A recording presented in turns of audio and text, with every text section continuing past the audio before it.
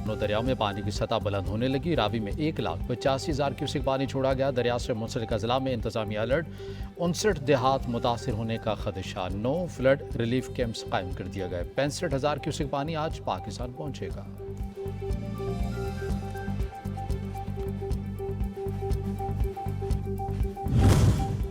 Army chief के खिलाफ social media पर शर अंगेज मुहिम चलाने पर वज़ीर-ए-आज़म की शदीद मज़म्मत। 9 मई के यौम शाख के लिए भी ऐसे ही जहन साजी की गई थी।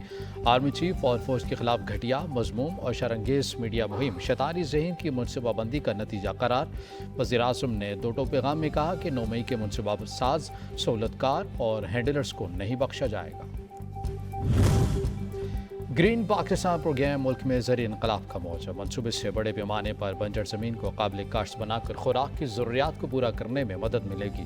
काविशों पर रोशनी डालने के लिए आज जिना कन्वेंशन सेंटर में सेमिनार का इनेकाद किया जाएगा।